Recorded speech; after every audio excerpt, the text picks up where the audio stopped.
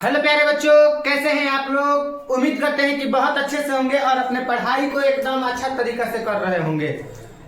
Class को थोड़ा share कीजिए दबा के एकदम बढ़िया तरीका से, क्योंकि आज बिहार बोर्ड मैट्रिक परीक्षा 2025 के लिए है कि नहीं, ऑब्जेक्टिव के क्लास लेने को ऑब्जेक्टिव लेकर आए हुए हैं आप लोग एग्जाम के लिए स्पेशल। ठीक है, ऑल सब्जेक्ट के है, स्पेशल है आप लोगों के लिए। तो आप लोग क्लास को एक बार थोड़ा बढ़िया तरीका से शेयर कीजिए, लाइक कीजिए और चैनल को सब्सक्राइब कीजिए। तो चलिए बाबू, सबसे पहले हम लोग क्लास की तरफ बढ़ते हैं। देखिए प्रश्न क्या कह रहा है। प्रश्न आप लोगों को कह रहा है कि निम्न में से, ध्यान दीजिएगा, निम्न में से उत्तम ऊर्जा का स्रोत कौन सा है। मतलब कि इनमें से उत्तम अच्छा ऊर्जा का स्रोत कौन सा है। तो आप लोग फटाफट से कमेंट करके बताइए कि इनमें से उत्तम ऊर्जा का स्रोत कोयला हो जाएगा। ठीक है, बिल्कुल। चलिए उसके बाद में आगे बढ़ने का प्रयास करते हैं। ध्यान दीजिएगा, प्रश्न संख्या 2 कह रहा है कि कौन मास्टर ग्रंथि के नाम से जानी जाती है। मतलब कि इनमें से अग्नाशय, पीयूषियन ग्रंथि, अंडाशय, वृषण, इसमें से कौन मास्टर ग्रंथि के नाम से जानी जाती है। तो इसका उत्तर हो जाएगा बाबू पीयूष ग्रंथि। आप लोग याद रखिएगा, इस प्रश्न का उत्तर हो जाएगा पीयूष ग्रंथि। आप लोग याद रखिएगा, ठीक है। चलिए उसके बाद में हम लोग आगे बढ़ने का प्रयास करेंगे। परिस्थितिकी तंत्र में ऊर्जा का प्रवाह किस दिशा में होता है। परिस्थितिकी तंत्र में ऊर्जा का प्रवाह किस दिशा में होता है। तो आप लोग याद रखिएगा बाबू, एक दिशीय हो जाएगा। कौन सा हो जाएगा? एक दिशीय हो जाएगा। आप लोग अच्छा तरीका से याद रखिएगा। चलिए उसके बाद में हम लोग आगे बढ़ने का प्रयास करेंगे। और देखिए आगे क्या कह रहा है। कह रहा है कि निम्नलिखित में से सबसे भारी तत्व कौन सा है। यानी कि इनमें से सबसे भारी तत्व कौन सा है। तो आप लोग फटाफट से कमेंट करके बताइए कि सर जी यूरेनियम सबसे भारी तत्व है। यूरेनियम सबसे भारी तत्व है, आप लोग याद रखिएगा, बिल्कुल। चलिए उसके बाद में हम लोग आगे बढ़ेंगे। सभी जीव जंतुओं के लिए ऊर्जा का मुख्य स्रोत है। सभी जीव जंतुओं के लिए ऊर्जा का सबसे मुख्य स्रोत कौन सा है। तो आप लोग सोचिए बाबू कि हाँ, धरती पे जितने सारे जीव जंतु हैं उनके लिए ऊर्जा का सबसे मुख्य स्रोत सूर्य हो जाएगा। आप लोग याद रखिएगा, ठीक है। चलिए उसके बाद में देखिएगा क्या कह रहा है। कह रहा है कि तिलचट्टा में कितने जोड़े व्यास रंध्र पाए जाते हैं। तिलचट्टा में कितने जोड़े व्यास रंध्र पाए जाते हैं। तो आप लोगों को याद रखना है बाबू, इसका उत्तर डी यानी कि 10 हो जाएगा, बिल्कुल। चलिए उसके बाद में हम लोग आगे बढ़ने का प्रयास करेंगे। देखिएगा क्या कह रहा है। कह रहा है कि प्रकाश संश्लेषण की क्रिया होती है। किसमें होती है बाबू? कवक में होती है कि जंतु में होती है कि हरे पेड़ पौधे में होते हैं कि परजीवियों में होती है। तो आप लोग याद रखिएगा हरे पौधों में होते हैं। प्रकाश संश्लेषण की क्रिया हरे पौधों में होते हैं, आप लोग याद रखिएगा, बिल्कुल। चलिए उसके बाद में देखिएगा बाबू क्या कह रहा है। आगे कह रहा है कि फ्लोएम ऊतकों द्वारा कार्बोहाइड्रेट का परिवहन होता है। मतलब कि फ्लोएम ऊतकों द्वारा कार्बोहाइड्रेट का परिवहन होता है सुक्रोज के रूप में। किसके रूप में होता है बाबू? सुक्रोज के रूप में होता है, आप लोग याद रखिएगा, बिल्कुल। चलिए उसके बाद में हम लोग आगे बढ़ेंगे बाबू। आप लोग ध्यान दीजिएगा अच्छे तरीका से। कह रहा है कि 1917 की पहली रूसी क्रांति किस नाम से जानी जाती है। 1917 की पहली रूसी क्रांति किस नाम से जानी जाती है। तो आप लोग याद रखिएगा बाबू, फरवरी क्रांति के नाम से जानी जाती है, बिल्कुल। चलिए देखिए कौन प्राथमिक ऊर्जा का उदाहरण नहीं है। यानी कि इनमें से कौन प्राथमिक ऊर्जा का उदाहरण नहीं है तो क्या हो जाएगा? विद्युत। विद्युत आप लोगों को, इधर ध्यान दीजिए, विद्युत आप लोगों को प्राथमिक ऊर्जा का उदाहरण नहीं है, बिल्कुल। चलिए अब देखिएगा क्वेश्चन क्या कर रहे हैं, 11 नंबर, ध्यान दीजिए। पूर्व मध्य रेल का मुख्यालय कहां है? पूर्व मध्य कह रहा है बाबू, आप लोग ध्यान दीजिएगा, पूर्व मध्य रेल का मुख्यालय कहां है?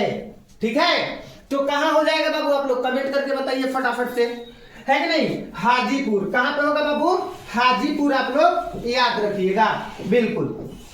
चलिए भाई देखिए क्या कह रहा है, कह रहा है कि कौन खनिज कोडरमा से संबंधित है, यानी कि इनमें से कौन खनिज कोडरमा से संबंधित है? तो अभ्रक आपका कोडरमा से संबंधित है, याद रखिएगा, ठीक है। चलिए हाय देखिए क्या कह रहा है, रंपा विद्रोह कब हुआ? मतलब वेरी वेरी इंपॉर्टेंट, आप लोग याद रखिएगा कि रंपा विद्रोह कब हुआ था? कब हुआ था बाबू रंपा विद्रोह?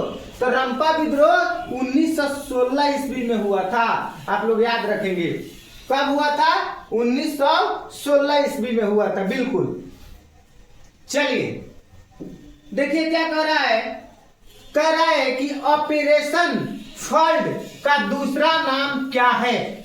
ऑपरेशन फ्लड का दूसरा नाम क्या है? बताइए फटाफट से, बताएंगे क्या है?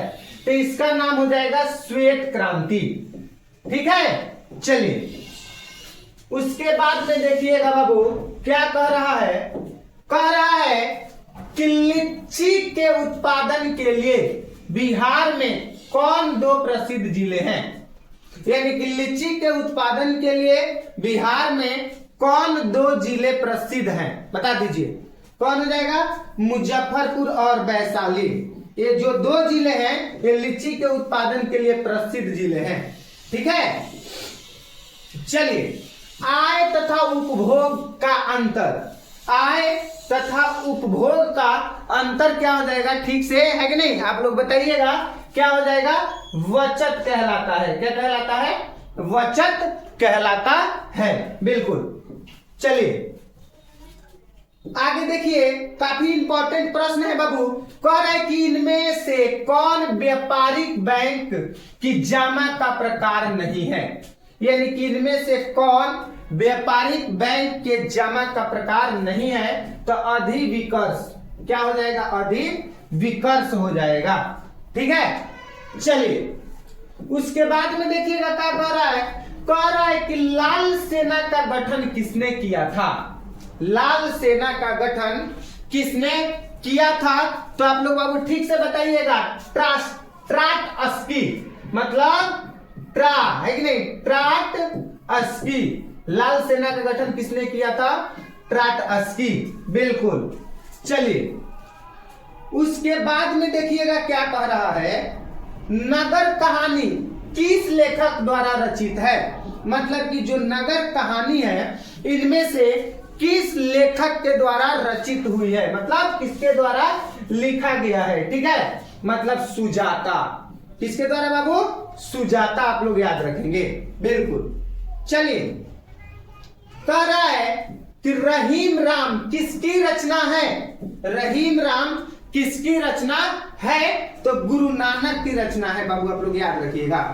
रहीम राम गुरु नानक जी की रचना है, आप लोग एकदम अच्छे तरीका से याद रखिएगा।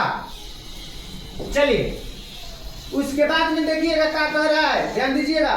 कह रहा है कि लक्ष्मी के बड़े पुत्र का नाम क्या था? जो लक्ष्मी थी उनके बड़े पुत्र का नाम अच्युत था। क्या था बाबू?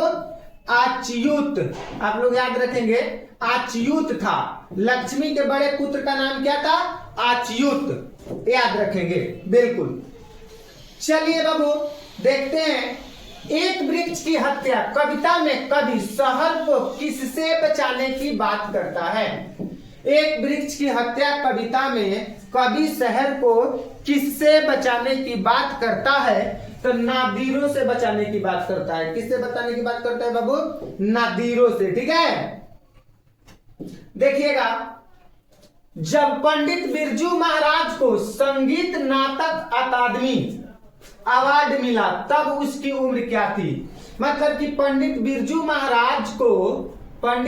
महाराज को बाबू आप लोग याद रखेंगे, यानी कि पंडित बिरजू महाराज को, किसको, पंडित बिरजू महाराज को मतलब एगो पुरस्कार मिला था, उसका नाम था संगीत नाटक अकादमी। ये पुरस्कार का नाम है, क्या चीज का नाम है बाबू, पुरस्कार, यानी कि पुरस्कार का नाम है, ठीक है। पंडित बिरजू महाराज को संगीत नाटक अकादमी पुरस्कार जब मिला था, है नहीं, तब उनकी उम्र यानी कि उनकी आयु कितनी साल की थी आप लोगों को बताना है, ठीक है। यानी कि 27 वर्ष की थी। कितनी वर्ष की थी बाबू, 27 वर्ष की थी, आप लोग याद रखिएगा, ठीक है, बिल्कुल।